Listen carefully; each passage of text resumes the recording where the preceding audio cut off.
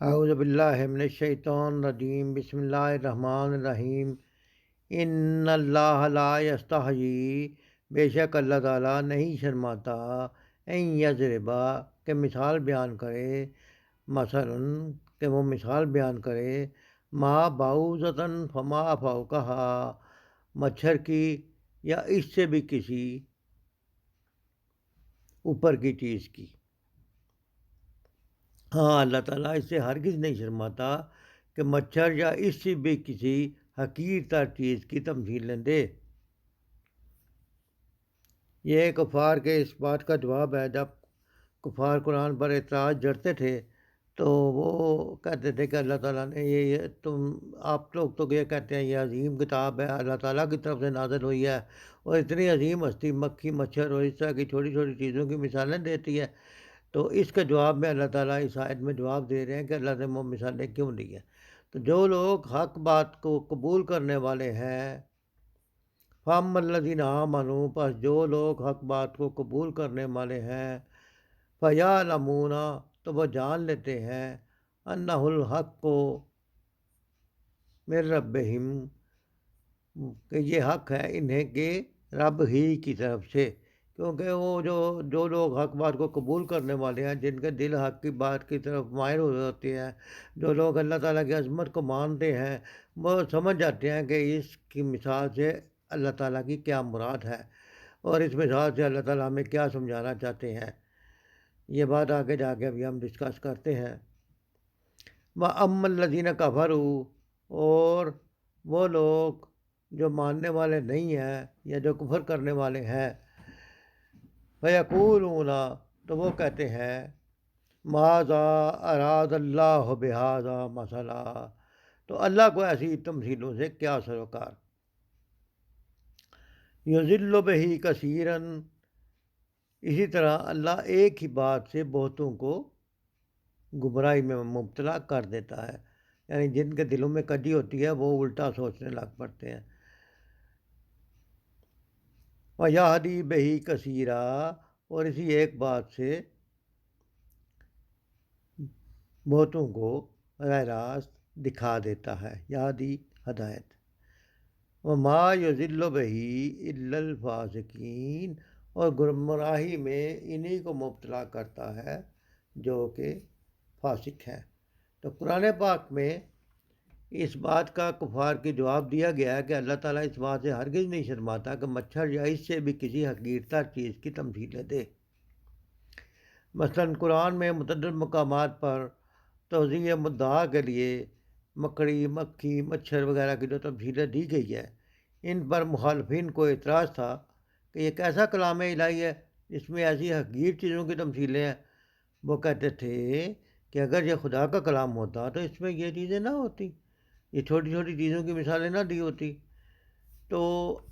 جو ایمان والے لوگ ہوتے ہیں، جو اللہ کے کلام کو، جیسے ہم نے کہا کہ قرآن انہی کو ہدایت دیتا ہے جو اللہ تعالیٰ سے ڈرتے ہیں، اس کتاب کی عظمت کا یقین رکھتے ہیں اور یہ مانتے ہیں کہ اس میں جو بھی بات لکھی ہے وہ حق ہے اور سچ ہے۔ مثلاً یہاں پہ آپ دیکھیں کہ مشرکین کے معبودوں کی بے بسی کی مثال دیتے ہوئے اگر اللہ نے کہا ہے کہ مکھی بھی ان خداؤں سے کوئی چیز چھین لے تو یہ اس کا کچھ بگاڑ نہیں سکتے۔ تو اب یہ مثال کتنی برمحل مثال ہے کہ لیکن جن کے دلوں میں کجی تھی وہ مکھی کو لے کے بیٹھ گئے اور اس مثال کی حکمت کو نہ سمجھے۔ اسی طرح جو اللہ تعالیٰ کے شریک ٹھہراتے تھے یا اللہ تعالیٰ کے ساتھ بتوں کو شفاعت کا حقدار سمجھتے تھے کہ یہ ہمارے شفاعت کرنے والے ہوں گے، بت اور غیر اللہ کی دوسری چیزیں جن کی اللہ نے دلیل نازل نہیں کی ہے، لوگوں کا اعتقاد تھا کہ یہ اللہ تعالیٰ کے شریک ہے بارش برسانے میں، اولاد دینے میں، اس طرح کے جس طرح آج کل بھی لوگ کچھ اولادیں لینے کے لیے کسی مزار کا رخ کرتے ہیں اور کاموں کے لیے جو ہے وہ مختلف انہوں نے ڈیریاں بنائی ہوئی ہیں۔ تو اسی طرح شفا پر جن کو جو اعتماد تھا اس کی بے حقیقتی اور ان کی بے بسی کی مثال اللہ نے مکڑے کے جالے سے دی۔ تو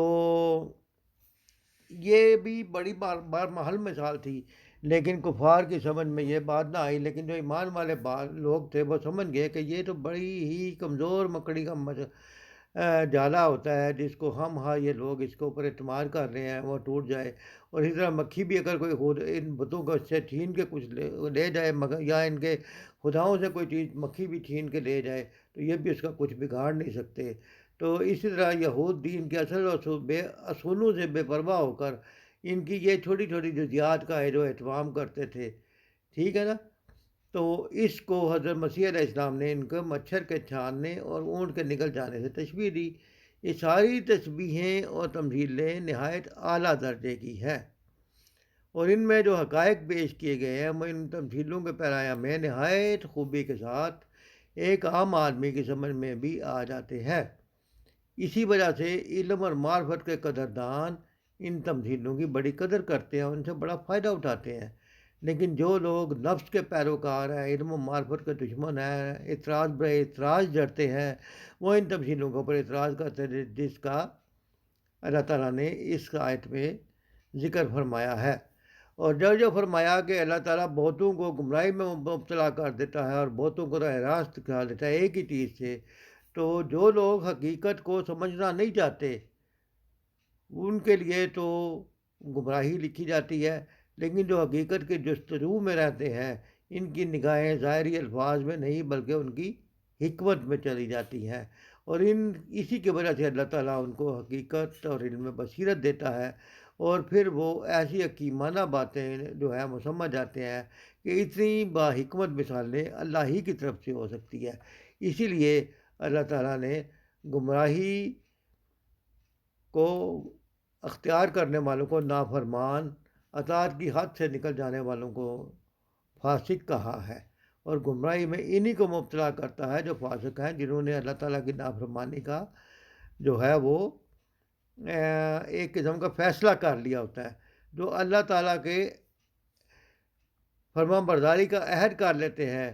ذالک الکتاب لا ریب فیہ ھدی للمتقین الذین یؤمنون بالغیب ویقیمون الصلاۃ ومما رزقناہم ینفقون، یعنی وہ اللہ کے احکام کو مانتے ہیں، متقی ہیں، ان کو تو اللہ تعالیٰ اس قرآن سے ہدایت ہی ہدایت دیتا ہے۔ تو اسی بات کو یہاں پہ فرمایا گیا ہے کہ بہت سے لوگوں کو اللہ تعالیٰ جو ہے انہی مثالوں سے ہدایت دے دیتا ہے، یا تو جن کے دلوں میں کجی ہوتی ہے وہ